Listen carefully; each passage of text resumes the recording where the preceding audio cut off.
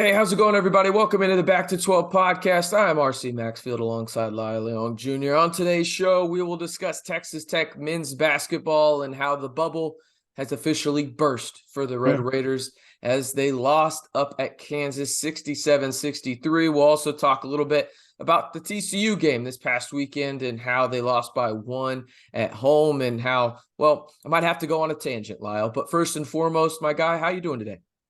Oh man, a little saddened by last night's game, but more or less, blessed to be in your presence. Like I said, I get another episode on the podcast, and like I said, another coming in hot. So we here, and so we get to talk about it.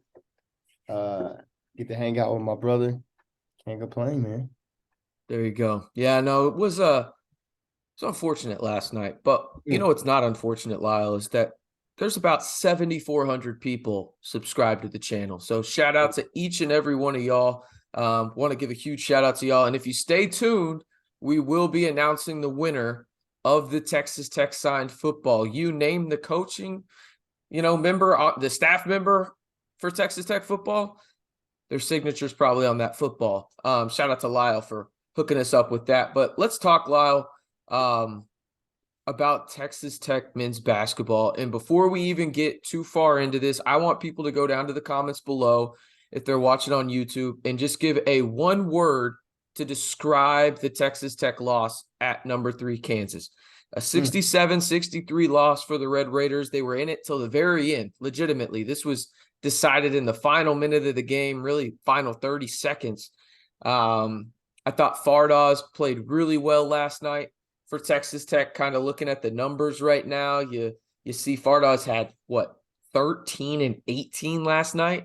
But I think, Lyle, we probably just need to jump right into it. And there's one play in particular that's kind of going around in the Tech Twitter sphere, probably on Facebook as well. And it's the Kevin McCullar steal, or I don't even know if they categorize that as a steal, to be honest with you. May have just been a loose ball. No one had possession. That's how I viewed it anyway. Where Devion Harmon was under the basket, Kevin McCullar came in, created a little bit of contact, got the ball, laid it up and in. Personally, Lyle, I know I'm in the minority on it. It's fine. I went over it on my Twitter spaces last night. That's not a foul. It's just not. That's a 50-50 ball. And in years past, you go get that ball if you're Texas Tech, and you just didn't in that circumstance. Your season was legitimately on the line. You think about the circumstances.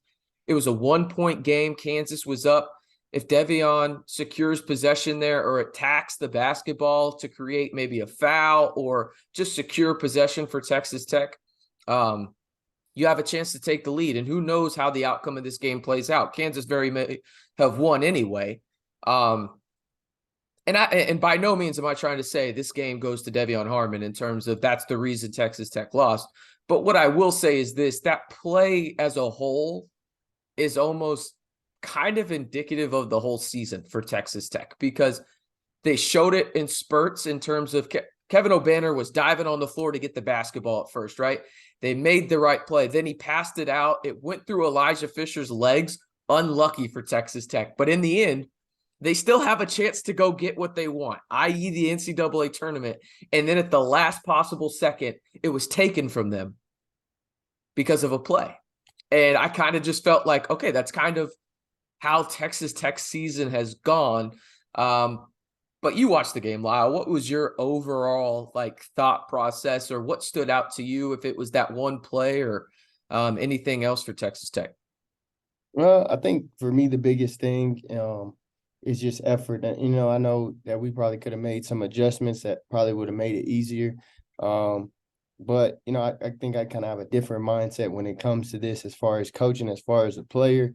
I played on many teams, including Coach Leach, where Coach Leach may have called a play and Graham changed it, because that's the mentality that he had, that's the effort he had. And I said the same thing all year. I think we have good players, and let me say, we talk about this, that, and other. Anybody that is on a D1 team is good.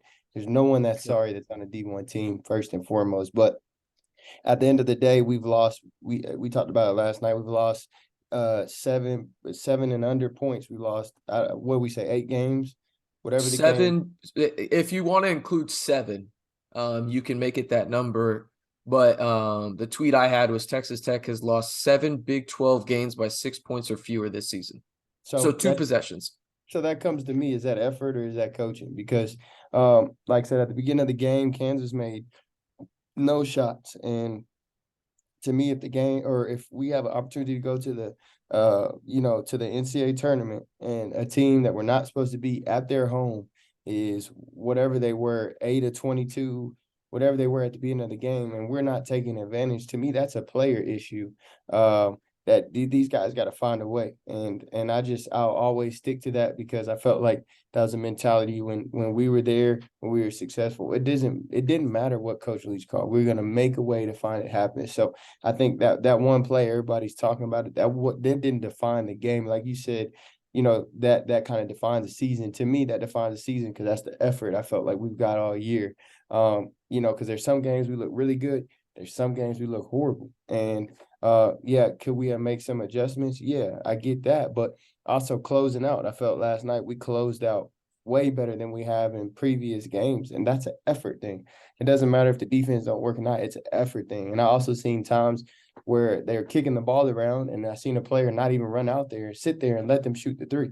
So to Yeah. me, it's just and now if it's an issue because they have a problem with the coaching staff and they don't want to play for them, okay, that's a coaching problem. But to me, if I spent all the summer, all this time lifting weights, it don't matter what coach is telling me. I'm gonna go out there and find a way.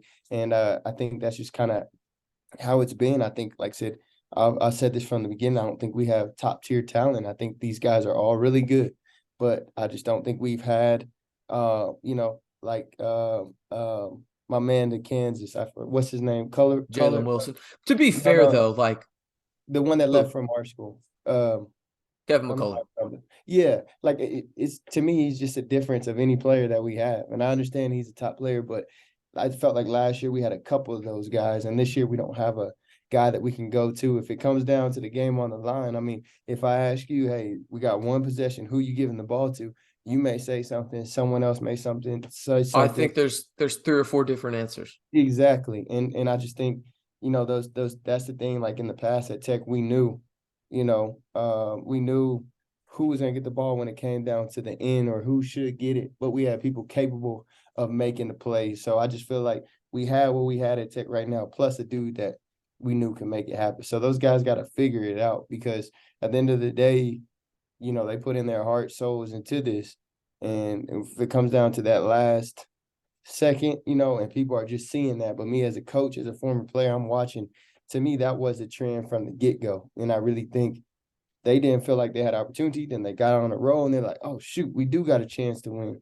But then, habits that are created come back to, like I tell my kids now, you can't have bad habits for half the season and be like, you know what, we do have a chance. Let's change it up. And I'm not going to jog anymore. I'm not going to not dive on the floor. I'm not Exactly. going to. Yep. And that's the mentality that they have, because you never know in this deal. Just like it's not over. I told you that when we talked about it. It's still not over, because we thought we didn't have a chance. Then we got a chance and we blew it. We still have another opportunity. And it's not to say, like I said, we lost to Kansas by 4 points in Kansas. That's the best team in the Big 12, arguably, and not even arguably to some. Yeah. And we're right there. So, I mean, we have the opportunity, but it's just like, it's a reoccurring deal that we keep doing. Like, are we gonna get the same effort if we make it to the championship in Kansas? What's gonna, those guys got to figure it out. Yeah, I think, and again, it's one of those things where they obviously don't have a guy like they did last year in Bryson Williams. I don't think anybody can debate that or anything. And I talked about it on the Twitter space last night, where I mean, you took a swing and you took a home run swing from a talent perspective, because let's not get it twisted. This team from top to bottom, like legitimately from top to bottom, is one of the most talented teams Texas Tech has ever had. Now, obviously, talent doesn't correlate to winning. We all know that. You got to go out there and perform, right? And even talented dudes just don't get it done sometimes. And it's for a variety of circumstances, not just themselves, right? Like training goes into this, coaching, so on and so forth, whatever, right? But if you're looking at it from a perspective of how good is this roster from a talent perspective is very good. Now, you're right. We agree on this front. There's no guy, if that makes sense. Like, this team doesn't have a guy. I think the issue with that is okay, yes, that's good in principle because you got to make teams game plan for, 3 or 4 guys. But also, I think for Texas Tech, really the biggest issue this year is, and there's a ton of what ifs, is when it comes down to late game situations, they make too many mistakes, whether that is turnovers, but even more so the free throw line.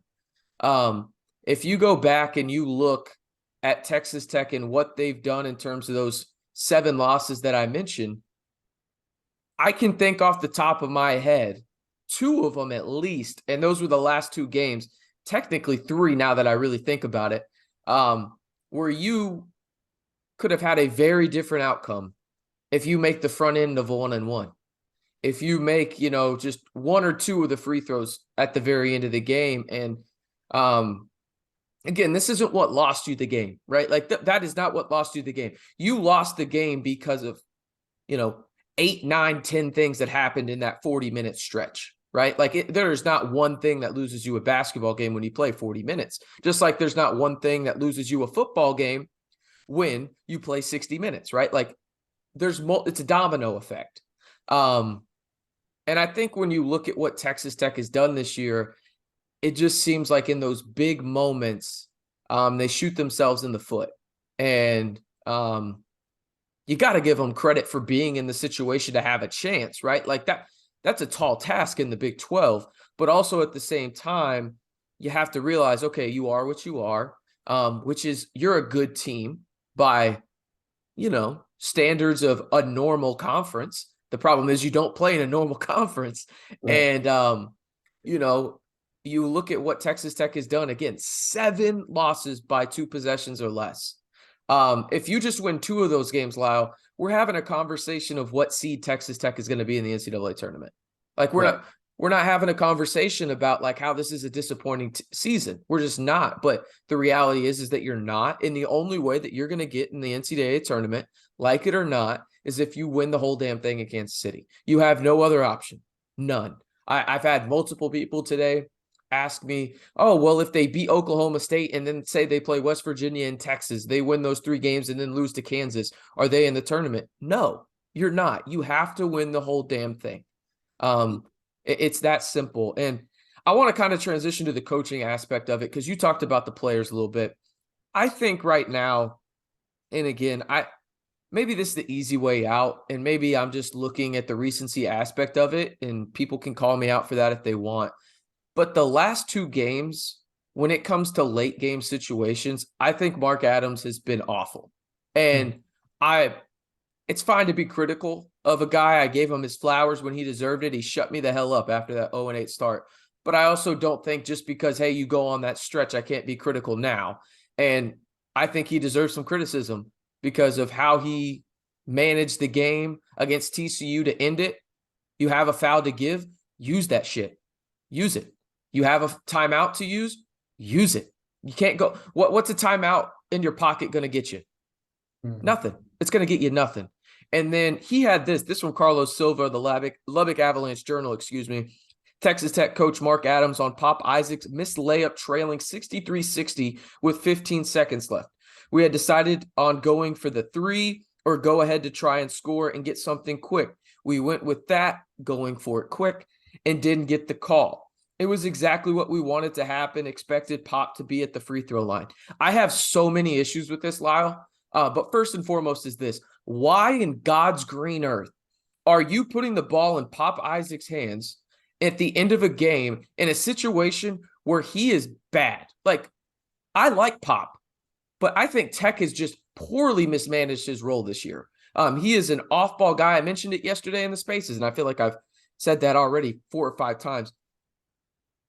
What Pop is, and by no means am I saying he is this guy, but he should play this similar type of role.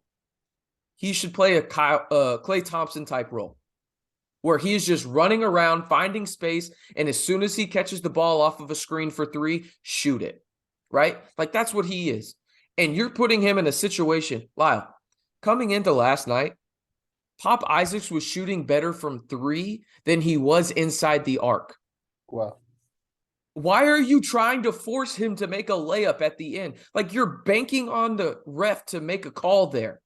Why? Why are you putting it in the ref's hands to get what you want? Why? Like that whole quote right there is just absolutely mind-boggling to me. Again, we had decided on going for the three or go ahead and try and score and get something quick. We decided to go with something quick and didn't get the call. It was exactly what we wanted to happen. Expected Pop to be at the free throw line. Why would you expect that? But That means you have to have the ref make a call for you. right, but at the same time, I think he's defending Pop. You know, because Sure, but the thing is, Pop did exactly what he was told. He did but, exactly what but he was supposed to do. I don't know if that's necessarily true. As a coach, you're always going to take the blame. You're always going to. That may not be Sure, what that's they fair. drew up. They may drew up for him to shoot a three, and Pop was like, it's not there, and took it in, and he's not going Sure, to go that's and fair. say, I didn't, you know, I didn't call it. He did that on his own. He can't say that. So like that's the part I feel like from the coaches that we talk, and he gets the criticism, and he's supposed to because he's the coach. But I'm here, so I know. But like I said, we get that number one, that's one of their best scorers. Number one, number two, I'm sure that's not what he drew up. That's just how it happened. He got to roll with it. And then three, like I said, you know, you've gotta make the free, like they shoot free throws every day. Like that you're a D1 after, that's Sure. like me catching a 5-yard stop. That's unexcusable. And like I said, he's gonna get criticized for that.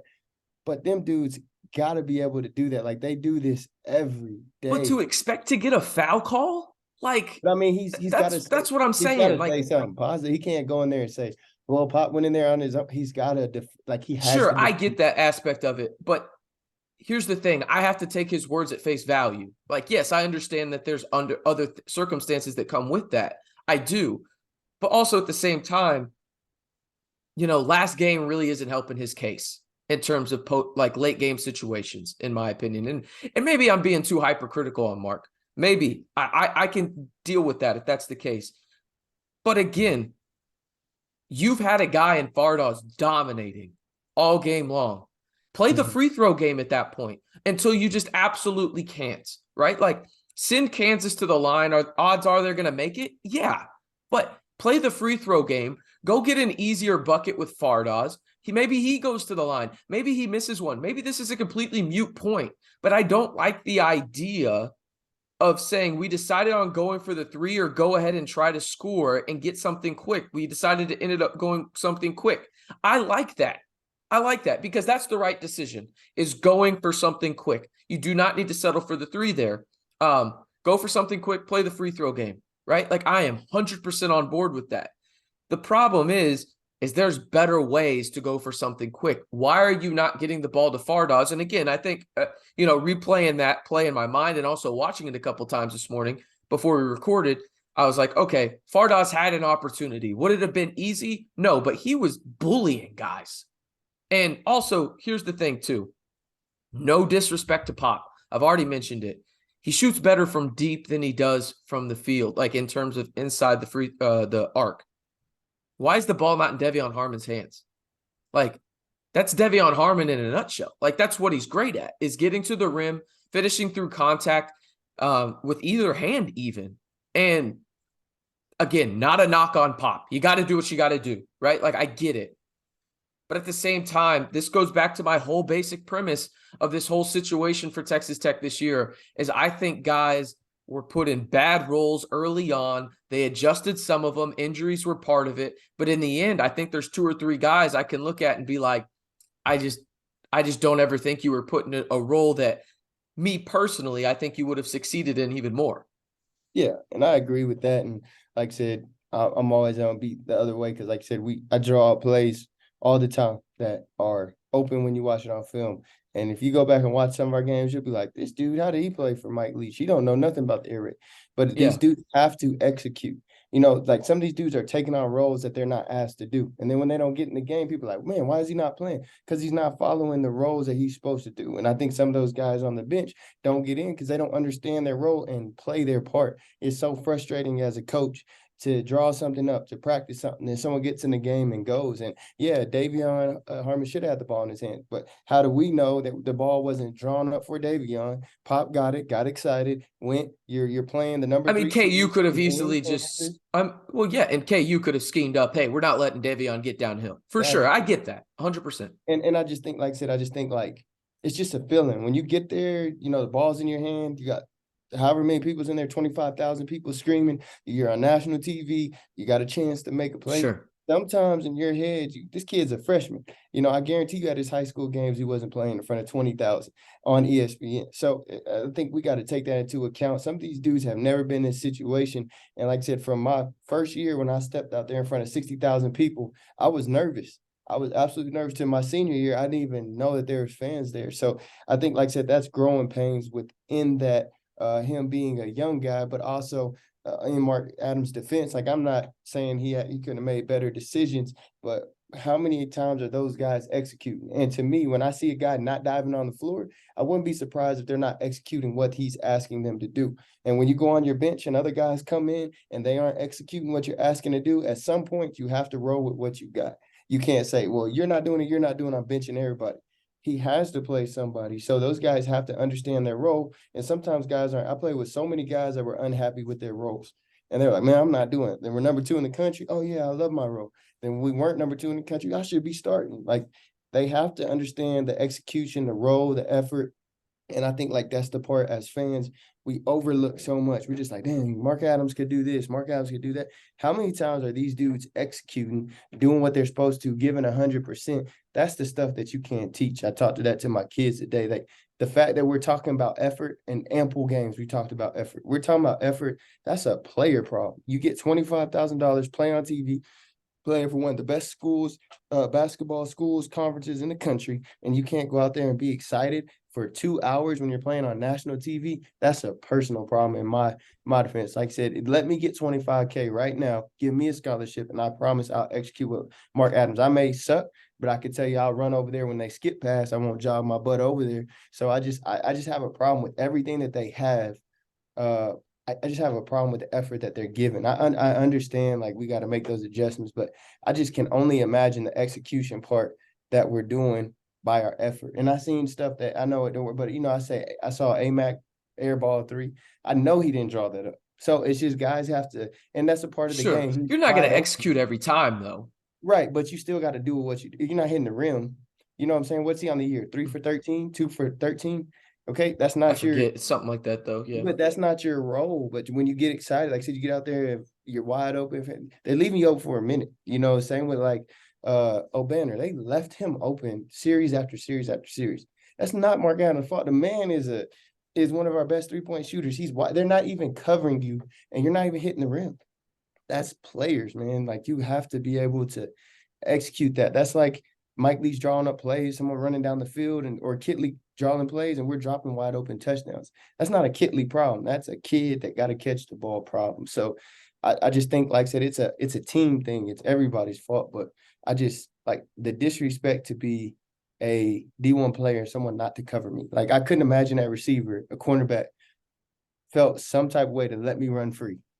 Go ahead, man. So I mean, we gotta. I don't know. That's one of our best players. So I mean, we got to be able as players to do that is take advantage of the things that they're giving us. And like I said, this is a top 3 team, man, in the country. Probably a number 2 after this week, maybe number 1. I don't know.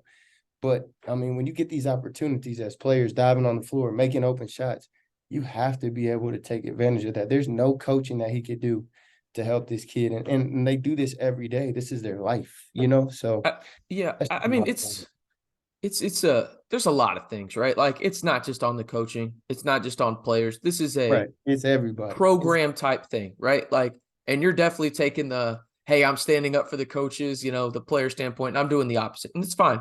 Yeah. But like, it's one of those deals No, for it's both. me. Let me be clear. It's both. And I'm Yes, not. it's 100% I'm both. Yeah, but I'm on your side, and it's both. It's both. yeah, 100%. And I think obviously both of the players and the coaches would say the same thing. It's a combination of both. I just truly believe that when we look back at this year, again, like it's just going to be what if. Like this is just the year of what if for me. When it comes to Texas Tech, and it's not over yet. I mean, I guess you technically can still make the NCAA tournament, but I mean, technically every team in Division I can. If you truly think about it, unless, well, that's not true. There's some West Coast Conference teams that have already been kicked out of their tournament. But it's one of those things where I think for me, and first and foremost, we haven't even done this. I think you got to give credit to Texas Tech for even being in this damn game. Like, it is hard as hell to play at Allen Fieldhouse. I don't care if Kansas plays like crap or not. Like, it's hard as hell to play there. That is the hardest place in America to play, and you were in it until the final legitimate seconds of the game, right? True. So, like, give credit to them there. Now, that doesn't mean that obviously the result didn't go your way and everything like that, but give credit to them on that front, right? But, like, for me, again, this all comes back to this one play, and I hate it. I legitimately hate that I think this way. But this one play just defines Texas Tech so much this year. And it's that play where Kevin McCullar stole it from Devion Harmon, or won the 50-50 ball from Devion Harmon, because the domino effect of that play where Kevin O'Banner does show the hustle. He goes out there and he gets the ball. He's on the floor with it. Two Kansas guys dive on there because it's technically a loose ball, everything like that. Kevin O'Banner, gets it out. Bounce passes it to Elijah Fisher. It looks like Elijah Fisher's going to get the ball, but instead it goes through his legs. Unfortunate for Texas Tech. Oh, there's hope, though, for Texas Tech because Devion Harmon's right there. But then in the last second, somebody swoops in and just takes everything that you worked hard for this season. And the person on top of it who did it, that's what makes it even That's worse. I'll say this, and I may get a lot of heat for this. I think Tech fans would view that play vastly different if it wasn't Kevin McCullar. Without a doubt. If Jaylon Wilson does that, I don't think people are clamoring for a foul as much. But since it's Kevin McCullar, and I want to preface this, I get it. I 100% get it. The way things went down were slimy. I get it. But at the same time, when you know whose opinions I trust most when it comes to this stuff, Lyle, and by no means am I saying they're right all the time. But it's people like you, it's people like Norris Odiase, it's people like Brandon Francis, like guys like that are in social media and make themselves accessible to plays, right? Where when y'all come out and there's a large majority of the fan base that is saying, oh, that's clearly a foul. Oh, that's clearly a penalty. And it's like, you can't call that situation.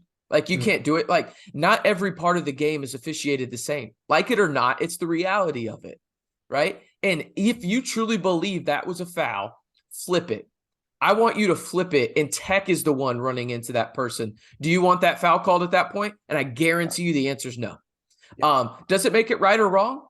I'll let you decide. But I will say this, that's a 50-50 ball. I will firmly stand by it, and it's a want it play. And by no means am I saying Devion Harmon didn't want it. I'm saying Kevin McCullar wanted it more.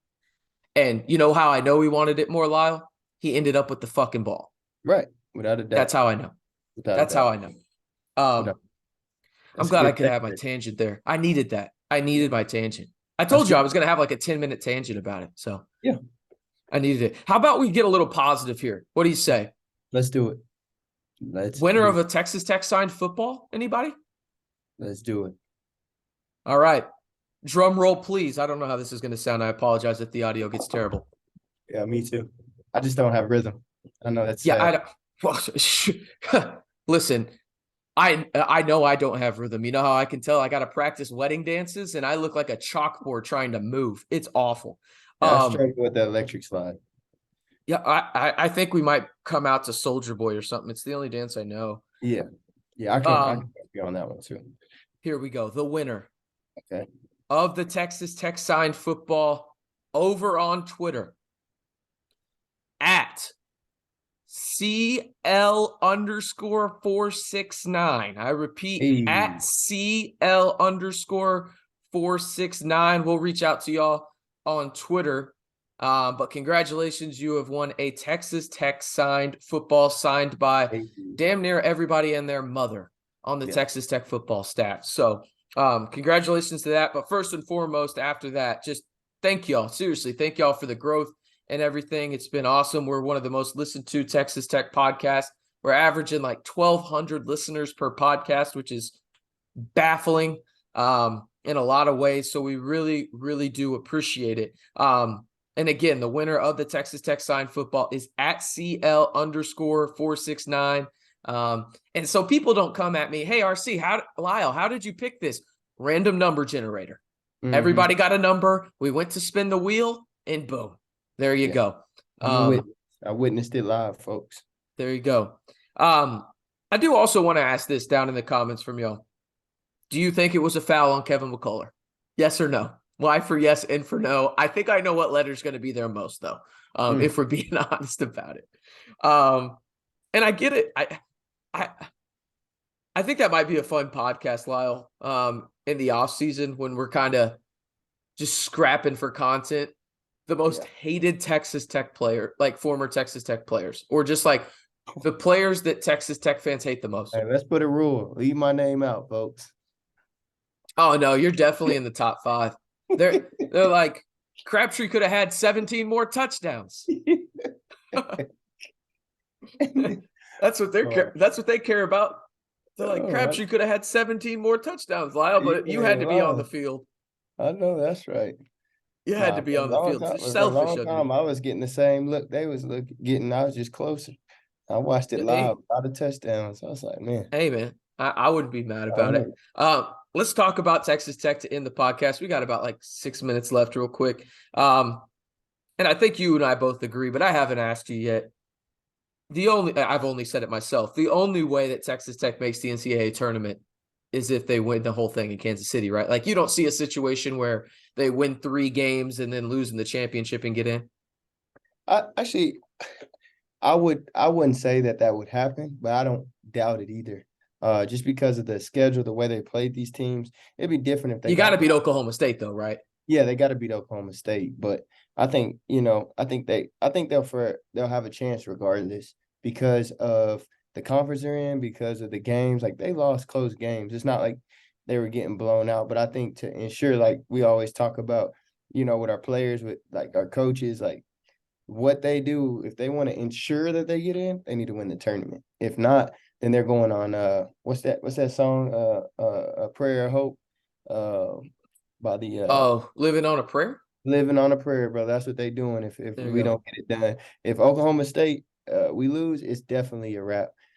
We'd have to win. But I think we'd be Oklahoma State because they're still, they got them going to the tourney. And so I think that's a big win. I mean, we have a lot. Some of those other teams just looking on the bubble, they don't have a lot of quad wins and stuff like that. So I think there's a possibility, but I think these guys have got to beat Oklahoma State, and then they've got to at least, and I will say this, they at least have to win 2 games to give themselves a chance. But if they win it all, they're in. But they need to beat Oklahoma State and then 2 games, because 2 games that they're going to play is going to be ranked teams or teams that's in the tourney. So, I mean, that's 3 teams that's in the tourney that they beat going out. So, like I said, I think Kansas would have not for sure, but 75. Oh, I think if they beat Kansas, I think if they would have beaten Kansas and then beaten Oklahoma State, you don't even have to win a game in Kansas City. Yeah. Like, okay, but I mean, you didn't. So, I mean, now we're talking about this. But I think, like I said, they get them 2 games. They may get Kansas in the first round. I don't know how it's set up. It would probably be West Virginia, and then you'd probably play Texas. And you match up well against Texas. And that's 2 teams that's in. So that's 3 games in a row. We talked about they need to win. That's 3 games in a row that they'll have on tournament teams. So I think it puts them in. And then you got some of these teams that's going to lose in their tournaments. That's on the edge, or that's on, that may give them that edge. So I don't think it's over for them, but like I said, how many times they're gonna play with fire is beyond me, because they've had opportunities the last 2 weeks we've blown. I mean, dang, we're in a good position to be in this position after everything we've been through. Like, they still got a chance, so they better have a coming to Jesus meeting. And you want that gear in March. Like I said, that's why we wanted to go to bowl games, just to get the gear. I hate to tell all the people out there, we did want the money and the gifts. So y'all want to get the money, the gifts, and get to play in March, You better make it happen, Captain. Yeah, no, it's just it's senior night. Go give a lot of praise to Kevin O'Banner. I don't think he gets enough praise for how good he's been at Texas Tech the past 2 Amen. years. Yeah, he struggled from three, but he's been a very reliable player Very. for Texas Tech. Maybe it just didn't live up to the honestly unreal expectations I think people had for him transferring in from Oral Roberts, but it just kind of sucks. It's, the season of what if, the season of close but no cigar, however you want to say it, for Texas Tech, because I feel like we're going to look back at this season and just have so many what ifs. And you're obviously going to look at those, 7 Big 12 losses by 2 possessions or less as well. So, Hey, and two, sorry to cut you, but two, just yeah, shout out to all them people too, on the team, coaches. We are always going to be critical of you guys, and that's yeah, like was fun for us to get to do.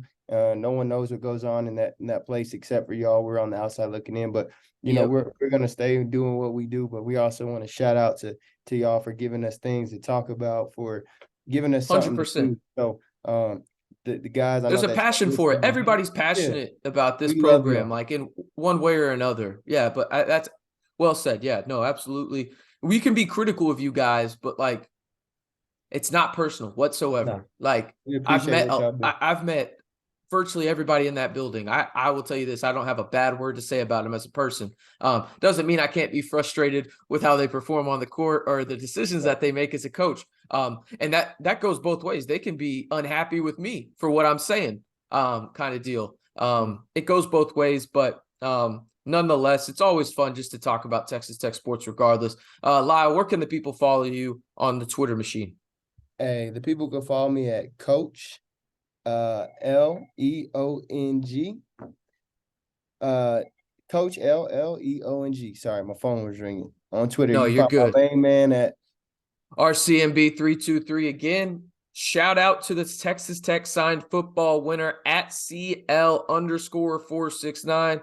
We'll be sending you a DM here in the next couple of days or so to get your info and get you that Texas Tech signed football by Joey McGuire and everybody else. But again, he's Lyle. I'm RC. We appreciate you tuning in to the Back to 12 podcast. If you haven't already, hit that subscribe button to stay in the know all year long on Texas Tech athletics right here on the Back to 12 podcast channel.